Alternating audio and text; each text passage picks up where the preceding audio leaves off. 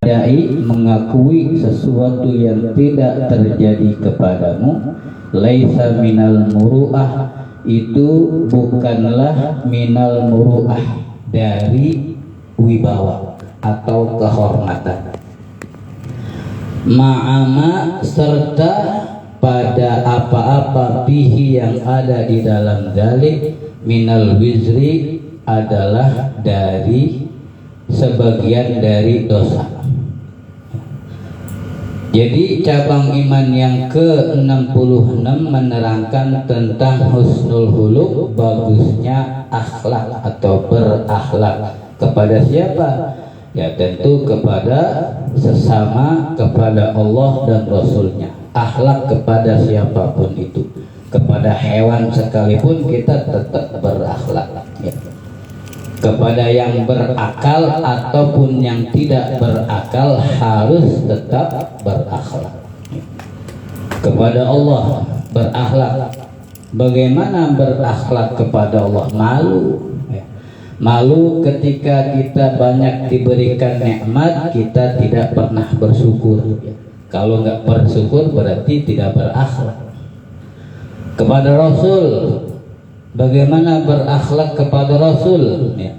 Rasul telah menyampaikan risalah yang datangnya dari Allah Subhanahu wa Ta'ala, sehingga kita bisa mengetahui, ya, agama-agama yang Allah sudah turunkan kepada Rasul untuk kita semua, sehingga kita bisa melakukan ibadah-ibadah ataupun apapun itu berkat dari Rasulullah Shallallahu Alaihi Wasallam. Maka hendaknya kita sering berselawat, tanda kita bersyukur, tanda kita beradab kepada Rasulullah Shallallahu Alaihi Wasallam. Kemudian bagaimana beradab kepada sesama, kepada makhluk? Ya tentu masing-masing tahu dah, ya. Kalau kepada sesama ya saling, ya. Kalau dia memberi, kita ikut memberi, ya saling aja. Mereka menghormati, kita menghormati. Bahkan lebih bagus lagi, mereka tidak menghormati, kita hormat tetap. Wah, itu lebih bagus lagi, ya. Kalau mereka orang teman umpamanya nggak hormat sama kita, kita nggak hormat, impas satu-satu. Tapi kalau dia memusuhi kita atau tidak hormat kita, menghina kita umpamanya, kita tetap diam, tidak membalas, nah itu kita punya nilai lebih, berarti kita punya akhlak yang luar biasa. Itu. Ya, kalau diimpasin mah ya 11-12 namanya. Dia musuh ini kita musuhin lagi, emang benar impas. Tapi kalau mau punya nilai lebih, di mana kita diterjak, diam. Doakan supaya mereka sadar, itu akhlak yang baik kepada sesama.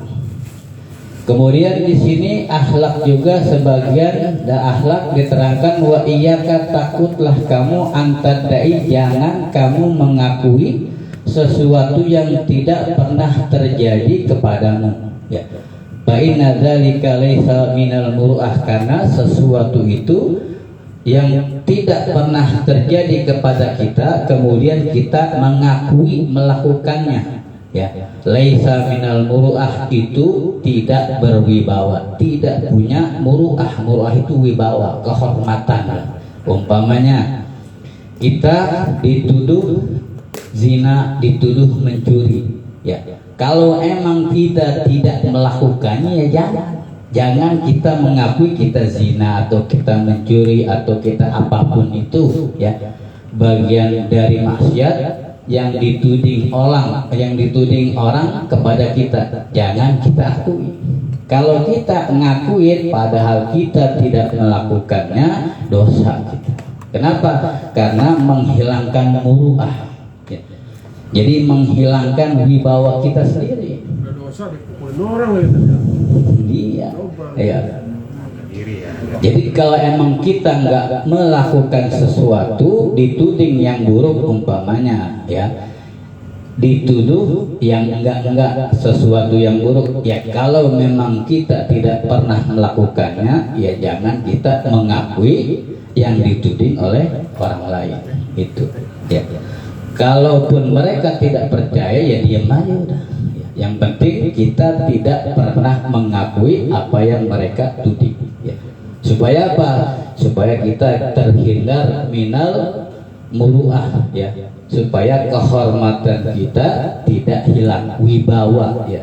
Muru'ah itu wibawa atau kehormatan seseorang ya. Ketika dia mengakui yang tidak pernah dia lakukan ya, hilang muru'ahnya ya. Jadi hina, baik itu urusan maksiat atau ngaku urusan yang berpahala ya.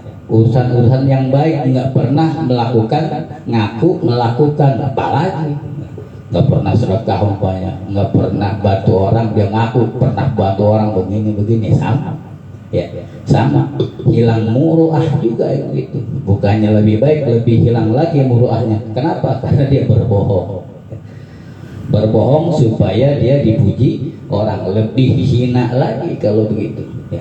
Baik urusan yang baik ataupun urusan yang buruk, jangan pernah mengakui yang tidak pernah kita lakukan, karena itu dapat menghilangkan muru'ah ya.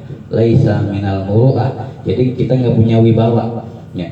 Hilang kehormatan kita sebagai manusia, sebagai hamba Allah.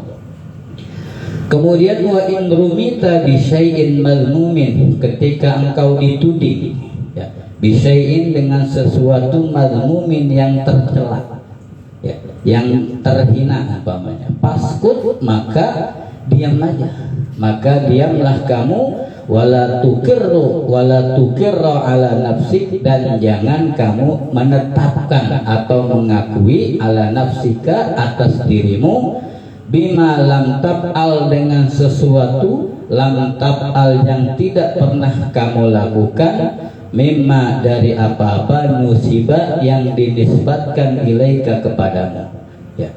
Jadi sesuatu ketika kita dituduh sesuatu yang tercela. Apa yang tercela ya Pak? Ya nyolong, ngomongnya dihina, dituding zina, dituding segala macam dan sebagainya, maka paskut ya. Maka paskut, diam aja udah ya, diam. Kalau kita bisa melawan ini ya lawan, tapi kalau nggak bisa karena mereka udah nggak percaya dan nggak bisa, ya udah diam aja. Tapi di hati tetap bahwasanya kita tidak pernah melakukan yang mereka tuduhkan kepada kita ya. Sebagaimana kama fa'ala Dhunnun, sebagaimana telah dilakukan oleh Dhunnun, seorang waliullah namanya Dhunnun ya. Sebenarnya namanya bukan Dhunnun. Dhunnun adalah gelar ya. Gelar karena di suatu masa ketika beliau naik perahu, namanya saya lupa nama aslinya ya. Jadi ketika naik perahu, Dhunnun ini dituduh mencuri permata ya. Mencuri permata oleh orang di dalam kapal. Semua orang menuduh kepada Dhunnun, mungkin karena tampilan dan sebagainya ya. Karena seorang wali biasanya tidak pernah berdandan nggak gini, jadi gembel gitu ya. Jadi orang berprasangkanya itu dong tuh ya, sehingga orang memukulinya, dipukul, dihujat dan sebagainya, sehingga dia berdoa kepada Allah, ya Allah tunjukkan atau datangkan permata seseorang yang hilang tadi. Kemudian dari dasar laut datanglah beberapa ikan nun, ikan yang menelan Nabi Nuh, Nabi Yunus mah perahu ya.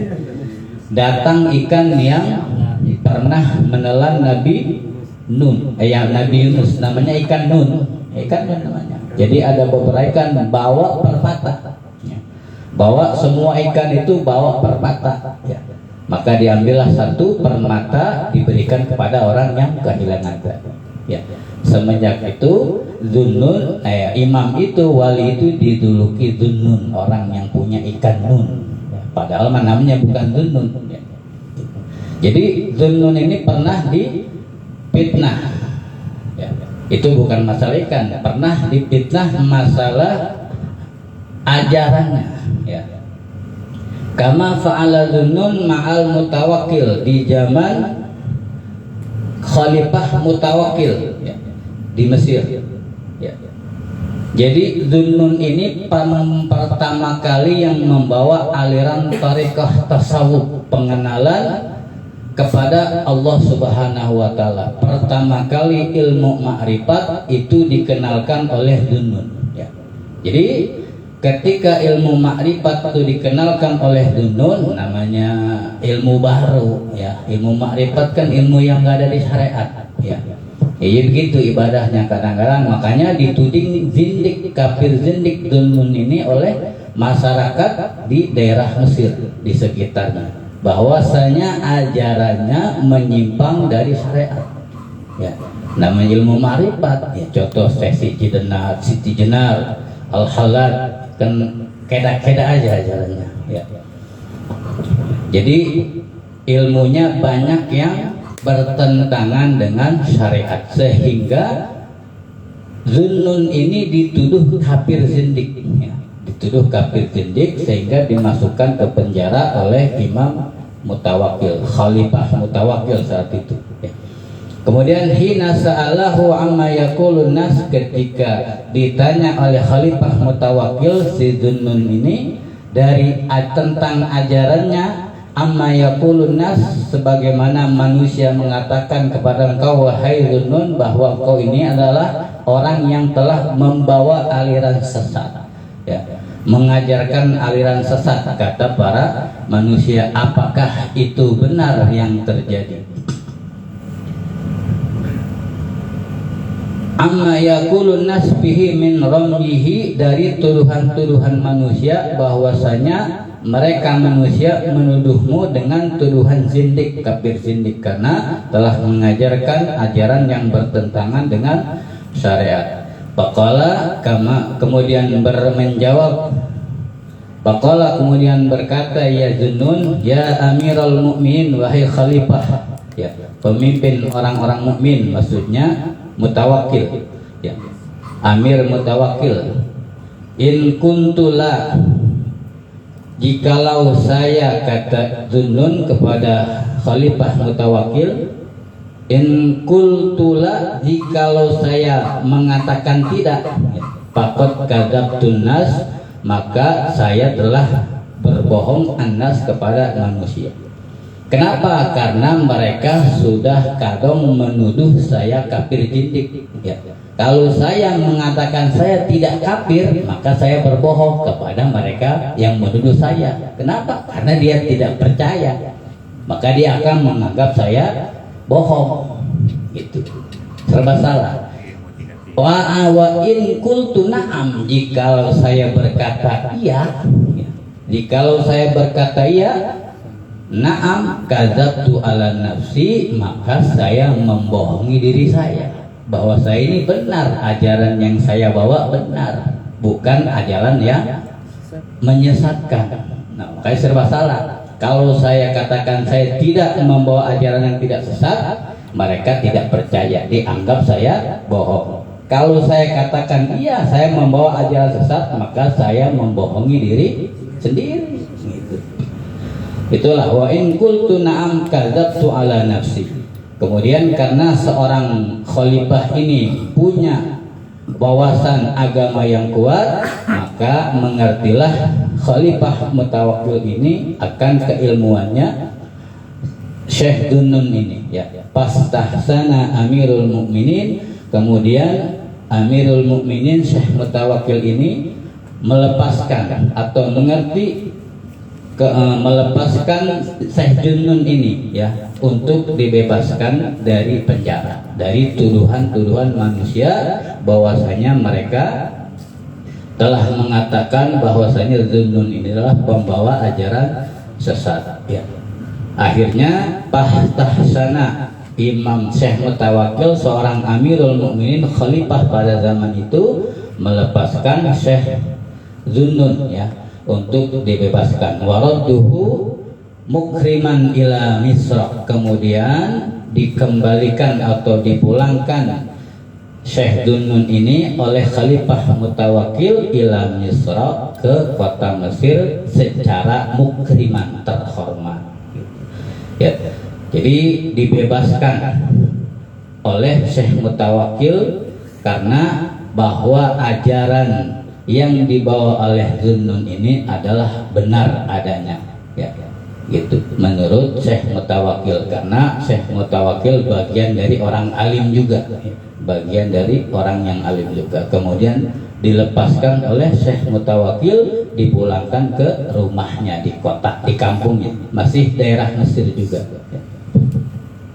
Itu jadi ketika dituduh sesuatu yang buruk ataupun yang baik, kalau kita tidak pernah melakukannya, maka jangan pernah kita mengakuinya, ya. Nggak pernah melakukan, ya bilang nggak pernah.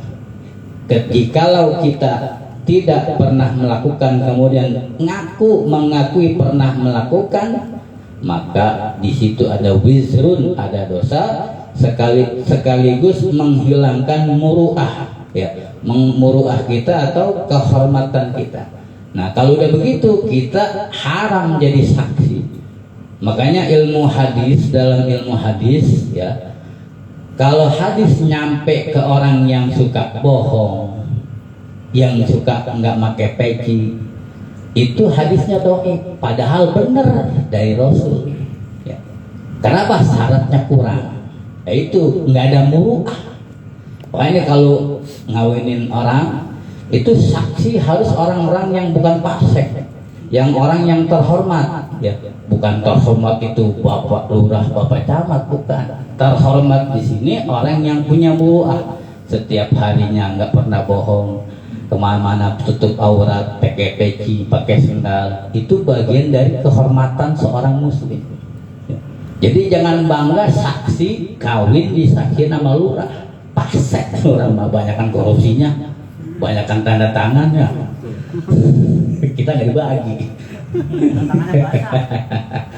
Gitu, jadi pasek. Jangan bangga di saksi pernikahan apapun, masalah apapun, tentang bukan nikah aja, ya, tentang saksi apapun, saksi orang melihat orang zina dan sebagainya, apalagi saksi pernikahan, maka datangkanlah saksi yang adil. Adil itu di situ, ya, jadi jangan saksi itu bangga oleh Pak Camat, Pak Presiden, bukan. Justru mereka maaf ya orang pemerintahan mah begitu dah, ya, maaf ini mah itu banyak jalan sampingnya, gitu.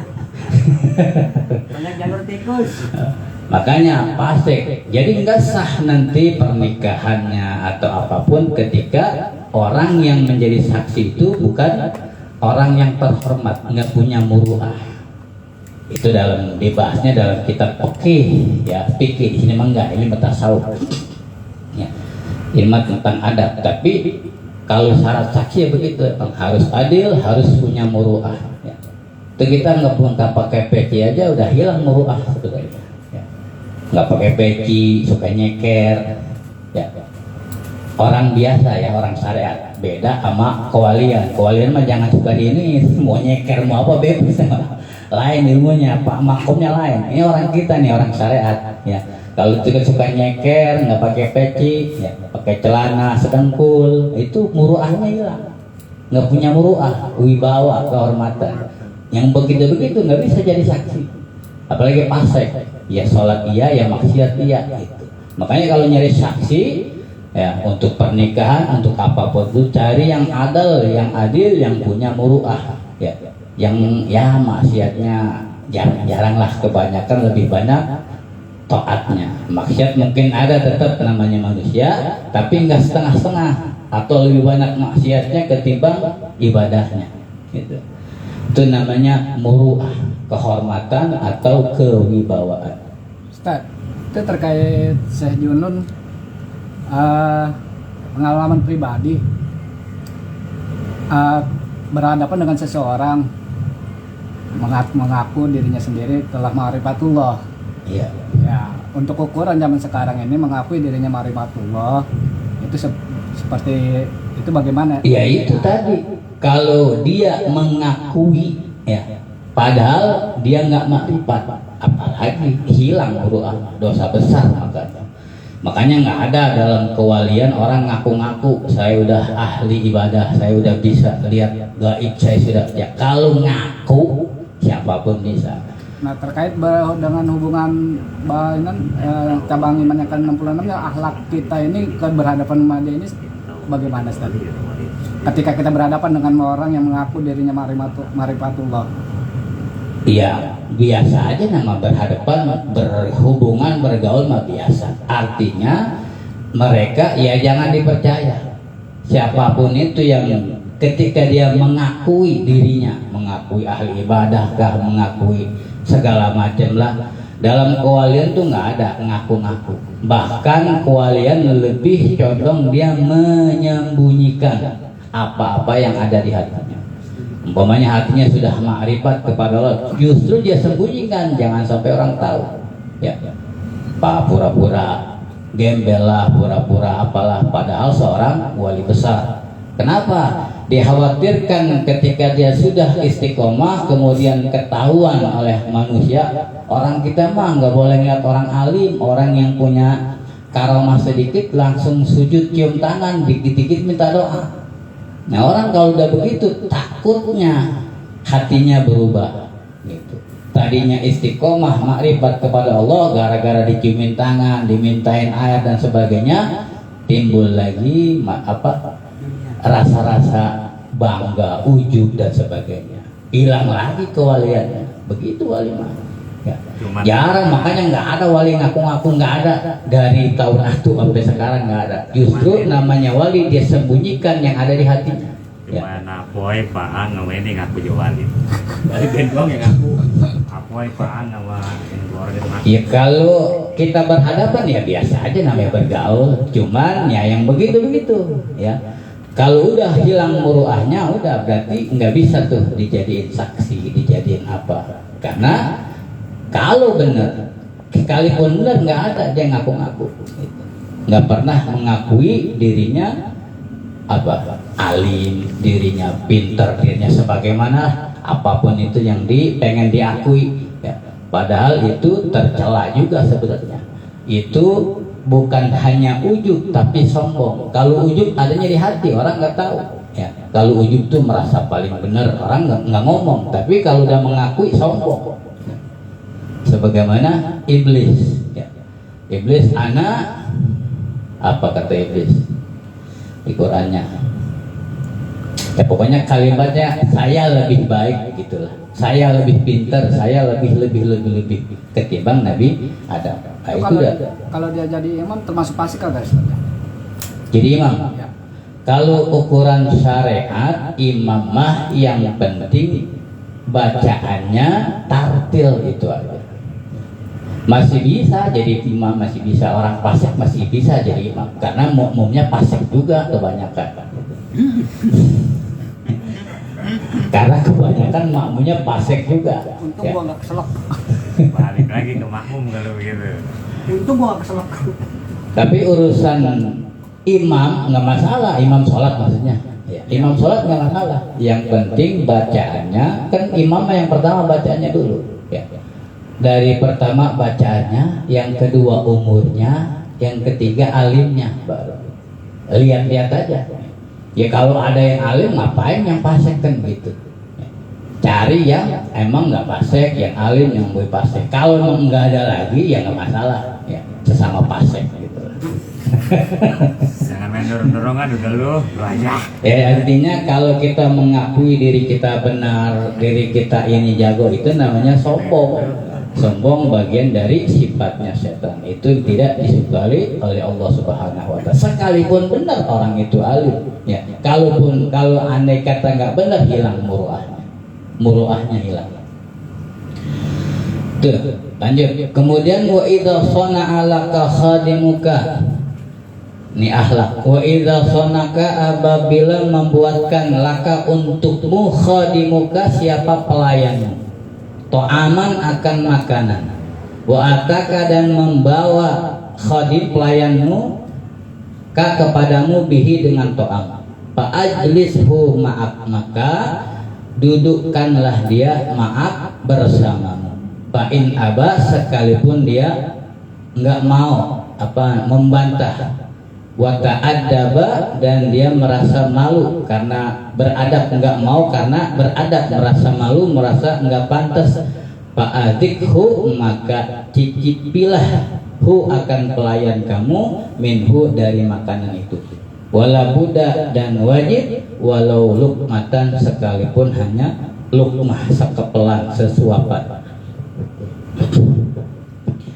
Jadi apabila ada seorang pelayan membawakan makanan kepada kita, membuatkan makanan, kemudian dia bawakan makanan kepada majikannya, maka dudukkanlah, ajak duduk bersama kita pelayan.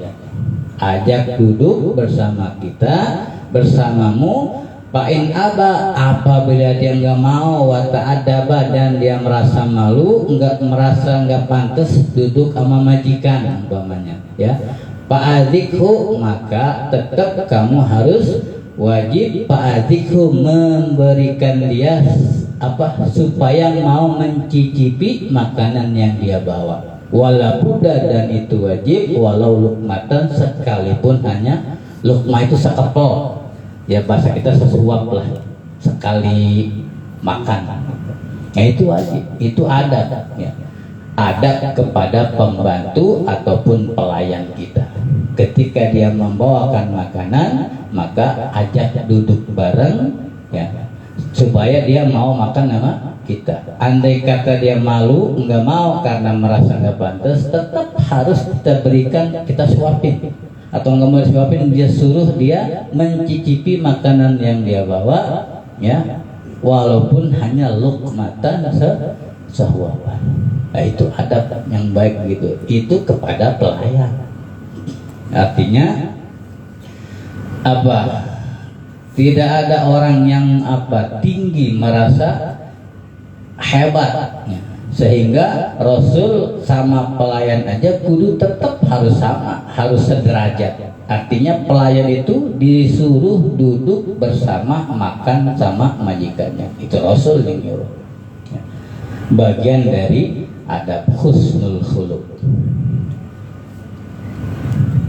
Kemudian wa iyyaka an ta'kula, dan takutlah kamu an ta'kula, ketika makan, wa ainun tanzuru ilaika, dan mata tanzuru melihat kepadamu, min ghairi ayyakula, tanpa memakan orang lain ma'aka, bersamamu. Jadi maksudnya ketika ada orang makan, kita ainun tanzur ilaika, mata itu jangan ngeliatin ke kita, ke orang yang lagi makan. Ya. Supaya di majlis nih ada orang makan, kita nggak makan, kita liatin, jangan. Itu nggak bagus, bukan adab yang bagus. Jadi orang makan jangan diliatin.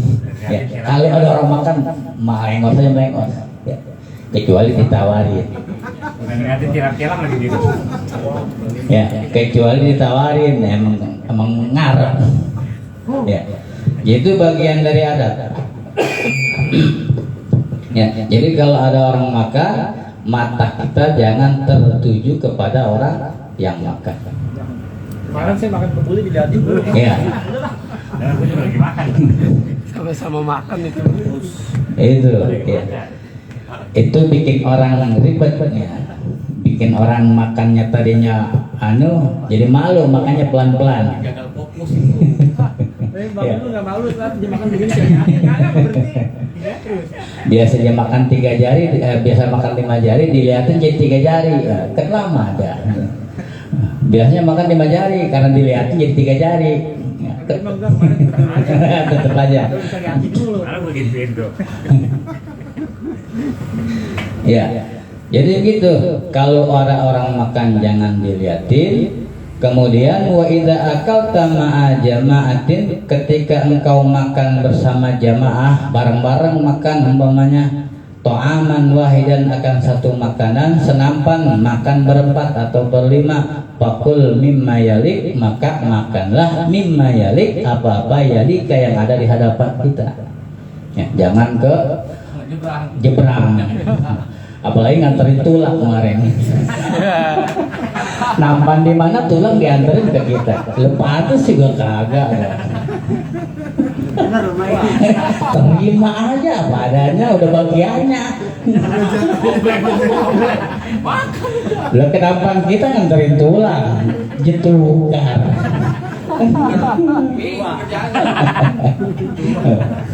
Waduh. Ini lo pelakunya. Ini pelakunya. Sama guru kagak ada permasalahan. Lu adabnya kemana? Bukan main, ini lagi dikajar nih. Ini. Besok begitu lagi mah kebangetan. Ya. Nah, gue kasih tulang. Ditukar lagi ada dagingnya. Nyalain nyawa yang bikin kebuli gimana sih? Panitia tulang mulu, sudah besek dagingnya sarang dua. Kirain yang dinampan tulang mulu. Kan katanya sudah muliain anak yatim. Panitia pulang Iya. Kan kerja keras. makanya kita tukar. Itu kerja keras sama kerja cerdas ya bro ya. Pintar. Ya. Bagus. Itu jadi kalau makan bareng pakul mimayalik makan yang ada di depan kita. Jangan nyebrang nyamping apalagi dari jauh nganterin tulang. Dibahas serang. Kena dulu. Emang sama dia. Kena dulu. Rupanya ada kejadian yang kurangnya enak kemarin. Gue baru dengar beritanya. Lu main depan. Ini kalau nggak dikaji nih masalah ini nih. Enggak tahu kita. Tahuan. Kagak kebongkar urusan. Wa idza ikhtalafa ta'am apabila makan itu sudah bercampur ya, makanan campur, sambal nyampur, ayam nyampur jadi satu, fakul min haitsu tastahi, maka makanlah min haitsu tastahi sekira kamu yang kamu pengen makan. Kalau nggak pengen jangan dimakan ya. Wa qallilin nazra ila man ya'kulu ma'ak, dan wa qallil sedikitkan ya, an-nazra melihat ila man ya'kul ma'ak kepada orang yang makan bersamamu itu. Jadi kalau makan bersama bareng nampan 4 orang 5 orang, jangan lihat kanan kiri, udah makan aja depan, liatin yang ada di bawah. Jangan ada tulang. Iya. Itu ya. Jadi jangan waqallilin nadra, sedikitkan melihat ilaman yaqulu ma'aka kepada orang yang makan bersamamu. Lirik yang lain kanan kiri. Alhamdulillah kita mah enggak ya iya. Ah, kita mah fokus ke itu kan ya. Enggak kita mah. Ngelirik kanan kiri kan ada daging yang biar kecomot Ya, gitu. kita ngeliat aja tangan CDI. Kemudian wasot giril lukmata, perkecil al-lukmata akan apa namanya? Kepelan ya. Al-lukmata perkecil kepelannya, jangan 5 jari. Jangan bagaimana mana. Ya, jangan diraup gitu mana. Tangan kita ikutin. Iya. Oh, gitu. Kagak mana nasi kan ada diginiin lagi yang murah. Itu. Sendok. Pakai sendok salah, pakai tangan salah. Sendok. Nah, Ya, wasot giril lukmah, perkecil al-lukmah akan kepelan yang mau dimakan. Wakul bisalasi asabi'a, dan makanlah dengan 3 jari. Jempol, jari manis, jari tengah. Nih. Wakul bisalasi asabi'a, makanlah dengan 3 jari. Jempol, jari telunjuk, jari tengah. Ini buat makan. Nggak bisa, nasinya nggak bisa comot emangnya. Iya, darurat nggak apa-apa, darurat mah ya. Jadi makanya makanya kenapa gue begini? Jadi kalau nggak bisa hanya bisa dicomot 5 jari nggak masalah. Kalau 3 jari nggak kena juga nggak apa, boleh buat ya. 5 jari itu mah keluar. Alhamdulillah kita kemarin ya. 5 jari aja kemarin masih meruntuk nasi, apalagi 3 jari. Ya. Ini nggak mungkin kagak kena nyoba Kalau 5 lagi. jari posisinya begini mending. Itu mau dibacain, Pak. Aduh, bisa makan. Bacain lah. Ya, ini sunnah Rasul, dia lagi ngomongin sunnah Rasul. Ini adab ketika makan bersamaan, ya baik sendiri atau bersama teman-teman atau kawan-kawan yang sudah kita lakukan kemarin. Cuman ada belajar adabnya belakangan. Pakai sendok aja. Harusnya nyampe bapak ini dulu. Baru Itu kebuli makan. sisa. Kalau nggak jadi dulu baru dari akhir deh. Pakai sendok udah kena tuh nasi. Ya, lanjut. Perkecil huapan apa kepelan, kemudian makanlah dengan 3 jari, wa kasir mudgoha, perbanyaklah mudgoha, ngunyam lukmah kepelan tadi. Jadi ngunyahnya sampai halus yang lama. Jangan cuma 2 kunyah, kawan 2 kunyah, kalian orang nggak kebagian tuh. Orang nggak kebagian. Baru makan kalian, wa kasir mudgoha, lamain ngunyahnya sampai halus. Ya. Santai. Iya. Saya sampai nyerah. Salah. Kita praktekin. Ini gajinya kemarin. Iya. Baru kebongkar ya? Baru kebongkar ya? Kenapa ini pengalaman kemarin pelajaran yang baru kita dapat? Coba kamu pelajaran dulu ya, nggak mungkin kali ya? Waduh, Berat apa ya? Iya udah. Iya. Video aja kan. orang bayi aja tahu pas mau bahas kamu begitu. Wa kasir mudgoha ya, perlamain, banyakin ngunyahnya. Artinya sampai halus baru ditelan supaya memudahkan yang di dalam usus, kerjanya nggak terlalu capek. Ya, ngegilingnya nggak terlalu capek ketika halus. Ya. Kalau masih kasar-kasar lama perut ngomong ini. Cepat habis juga yang ditapan ya. Ya. Kasihan perut kita juga, daleman onderdil kita ini butuh istirahat ya. Makanya setahun sekali onderdil yang ada pun istirahat, puasa sebulan. Itu sebenarnya istirahatnya ini. Usus apalah semua yang ada di dalam ini. Jarawan yang tukang ngunyah, yang tukang misahin ke sono kemari, yang buat tenaga, yang buat jadi ini, istirahat sebulan ya. Makanya supaya mempermudah proses di dalam perut, maka wa kasir mudgoha, perbanyak mengunyah.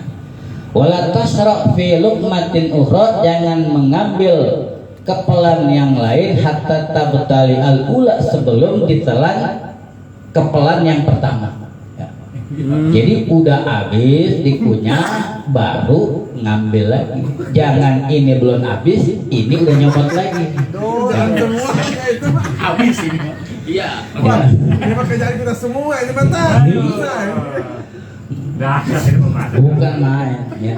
Loh, saya aja baru tahu, Pak. Ya. Yo parah, tangan kiri megang es krim. Ini belum beres. Ini wah. Daging dikurubin, di daging mana ini dikurubin katanya, di atas kerupuk. Ya.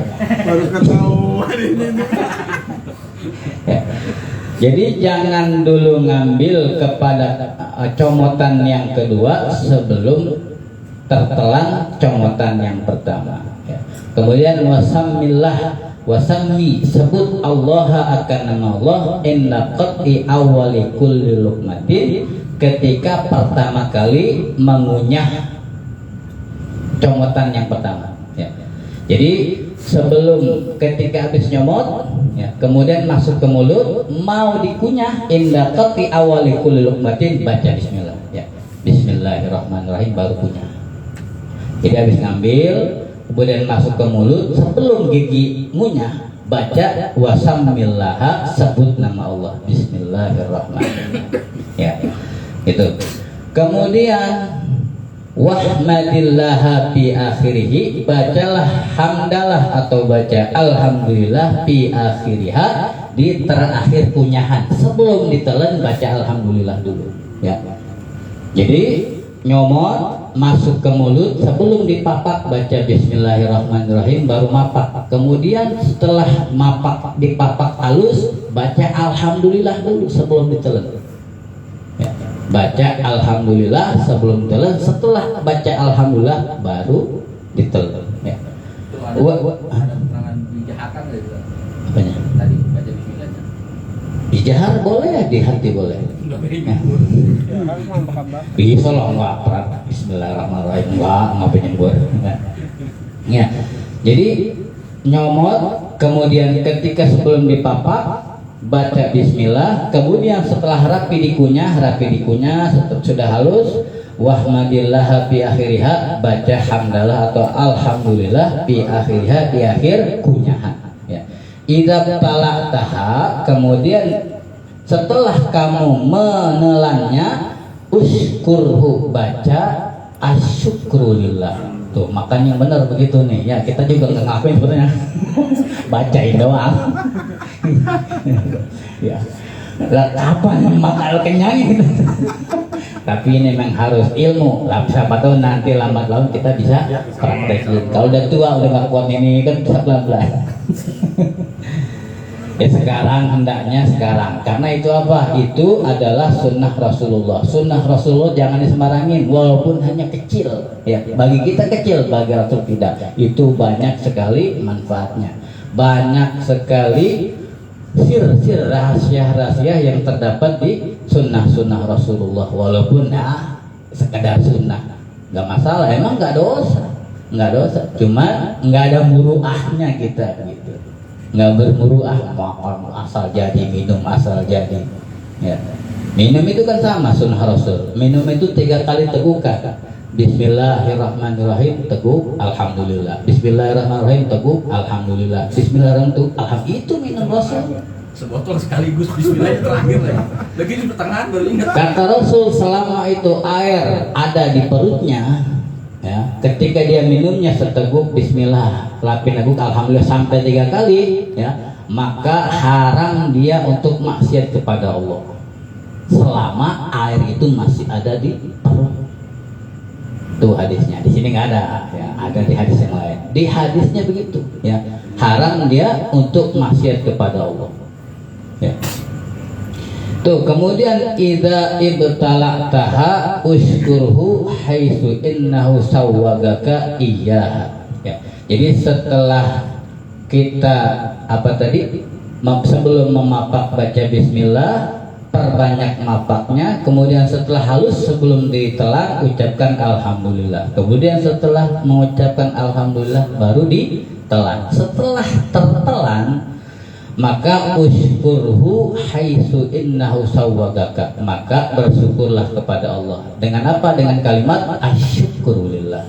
Jadi ada alhamdulillah, ada asyukurulillah. Ribet nggak? Enggak, kata Rasul. Kata kita iya ribet. Ya. Jadi 3 kali, ya. Satu kunyahan begitu aja dah. Satu kunyahan pertama bismillah, dipapak, setelah mapak rapi alhamdulillah, setelah mau nelan, setelah rapi baca alhamdulillah, kemudian kita telan ucapkan asyukurulillah, baru ditelan. Beras awet mungkin asin selalu itu. Itu per sendok. Badan kurus. Ya maksudnya setiap mongonya udah rapi nih, udah ditelan, udah rapi, mau nyendok lagi kan, begitu lagi. Pertama doang. Enggak, terus-terusan. Habis, sampai makan. Iya, beras awet di rumah ada irit bang. Saya makan irit awet sekarang. Kalau keadaannya kemarin sama Bang Dul, saya kamu guru dah. Bahas lagi. Jangan dah.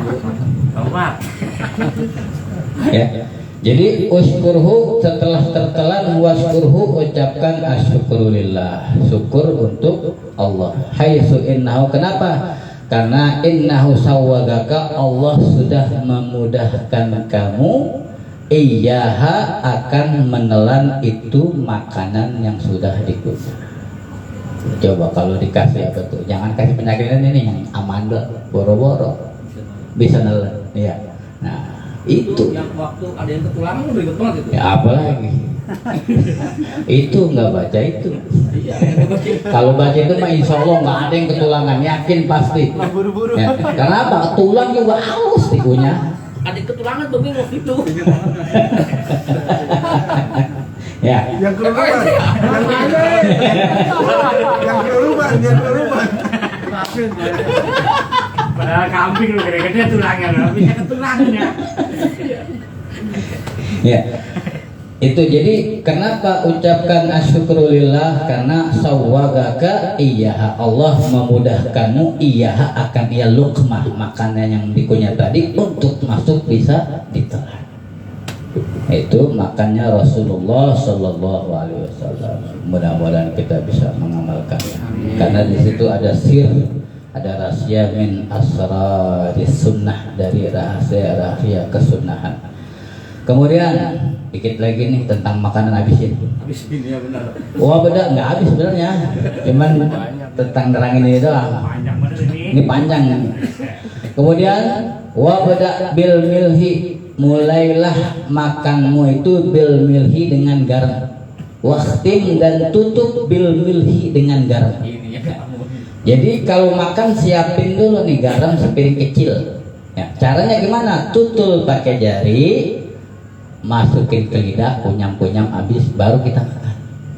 Udah rapi makan, nah makan kayak tadi tuh baca bismillah, alhamdulillah, asyukurillah, udah selesai, udah rapi, ya, udah minum, garam lagi, cocol di jari, jilat lagi. Tuh, jadi awali dengan garam, waqtim bil milhi, akhiri dengan garam. Kenapa? Fa innal milha shifaun min sab'ina da'an minha al-junun wal jazam wal baras wa waj'il halaq wa waj'il adras wa waj'il batan, kama wasa bidzalika Rasulullah sallallahu alaihi wasallam li Ali bin Abi Thalib. Jadi kalau makan kita diawali dengan garam, diakhiri dengan garam, fa innal milha shifaun. Di dalam garam itu ada penyembuh, ya. Berapa penyembuh penyakitnya? Min sab'ina da'an. Jadi garam itu mempunyai khasiat, ya, menjadi obat dari 70 penyakit sab'ina da'an. Ya.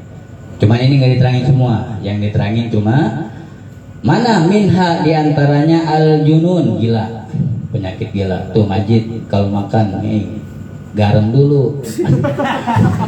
Emaknya ajarin maksudnya. Ya. Junun orang gila bisa insya Allah. Ini bisa sifaun, bisa menjadi penyembuh orang-orang yang stres. Emaknya ajarin kalau dia makan awali dengan garam, akhiri dengan garam. Kalau insiden begitu takutnya digituin sama dia. Ada lah, ajarin emaknya, jangan ente. Ente bisa digapok. Ya. Wajib yang kemarin minta rokok itu. Gue jangan diterangin. Maknya diterangin. Kakak kan ketawa kakak. Terus junun wal jazam. Jazam itu lepra, ya, tahu lepra? Belang. Itu bisa menyembuhkan penyakit lepra. Wal baras, kusta, tahu kusta? Kayak borok. Kayak borok cuman gak baik-baik itu. Kemudian wawajul halak. Nih, halki, ijhar halki apa? Tenggorokan. Penyakit tenggorokan nih kalau pokoknya di sini kalau nelan susah apa susah itu apa namanya? Radang, ya. Radangkah atau daging lebih apa namanya? Amandel dan sebagainya. Itu bisa. Wawajul halak, penyakit tenggorokan dan sebagainya. Radang apa nah pokoknya yang nelan sakit. Gondongan. Ya. Kemudian wawajul adras, gigi. Adras itu apa namanya? Gusi, ya gigi. Wawajul adras dan bisa menyembuhkan penyakit gusi atau gigi. Wawajul baqni, penyakit perut melilit, sembelit dan sebagainya. Ya. Itu bisa, insya Allah berkahnya makan diawali dengan garam, diakhiri dengan garam. Wawajul baqni dan penyakit perut kama sebagaimana mewasiatkan akan itu semua Rasulullah Shallallahu Alaihi Wasallam li Aliin kepada Sayyidina Ali ibn Abi Thalib. Itu sudah diwasiatkan Rasulullah kepada Sayyidina Ali ibn Abi Thalib. Ini hanya 6, ada 70 penyakit, ada 70 ya, penyakit yang bisa sembuh dengan dimakan diawali dengan garam, diakhiri dengan garam. Di sebagian kita pernah diterangkan oleh guru, ini sebenarnya udah lama, emang guru juga yang ngomongin, cuman kita baru baca ininya kitabnya. Itu bisa menangkal diantaranya sihir, ya, sihir, santet, ya, teluh yang orang-orang kiriman. Nah ini kan, jangan sepelein, walaupun cuma sekedar jilat doang, udah baru makan, tapi makan jilat doang. Ya. Itu. Makanya orang-orang hikmah itu banyak medianya garam. Makan begitu baru pakai sambal. Tapi ini untuk kita ya, penyakit, kalau kita penyakit insya Allah kita biasain dari sekarang ya. Mulai sekarang kalau makan sediain piring kecil, taruhin garam ya.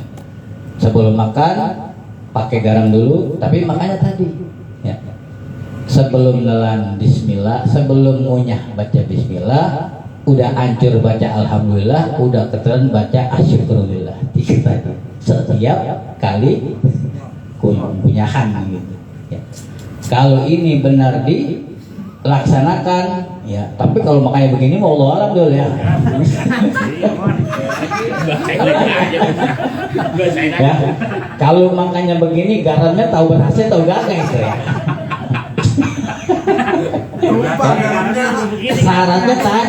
Syaratnya sebelum ngunyah baca bismillah, setelah halus baca alhamdulillah, setelah ketelan baca asyukurulillah. Itu doang syaratnya. Nah, jadi kalau tanpa itu wallahu alam kita. Makanya jangan gini ngabur makan udah pakai garam tetap aja sakit gigi. Ya salah makannya berarti. Garamnya gini doang kan? Iya. Kalau makan 3 jari. Kalau makan 5 jari. Ya atur aja tuh mah. Garamnya 2 jari. Ya. Ini sebenarnya pembahasannya panjang ini ya. Wa'amil, karena udah malam. Wa'amil kullaman yushibu bima yang bagilahu wallahu alam bisawab. Al-Fatihah. A'udzubillahi minasyaitonirrajim. Bismillahirrahmanirrahim. Alhamdulillahi rabbil alamin arrahmanir rahim maliki yaumiddin. Iyyaka na'budu wa iyyaka nasta'in ihdinas siratal mustaqim. Siratal ladzina an'amta 'alaihim ghairil maghdubi 'alaihim waladdallin. Bismillahirrahmanirrahim. Alhamdulillahi rabbil alamin. Allahumma shalli ala sayyidina Muhammadin wa ala ali sayyidina Muhammad. Allahumma kama an'amta alaina fazid wa kama zidta alaina fabarik wa kama barakta fala tasluk. Allahumma ahyina ala al-islam was sunnah wa tawaffana ala al-iman wa tawbah.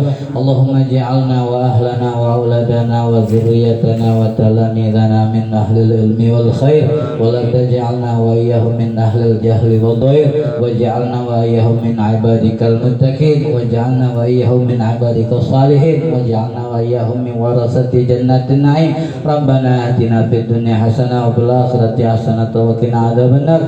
Wa sallallahu ala sayyidina Muhammadin wa alihi washabihi ajmain wa bil ijabati jadir. Walhamdulillahi rabbil alamin. Alhamdulil ghafuri lil 'abdi lil ghururi wal fati fil umuri wa hamaqatil huburi wa salatullah dawama wa salamuhu tamama ala man yaji imama wa li anbiya khitama wa ala alil kirami was sahbi kan nujumi fi qudwatil marami lil arabi wal a'jami. Ya Rabbana tarafna bi annana iqtarafna wa innana asrafna wa ala ladha asrafna fatub alayna tawba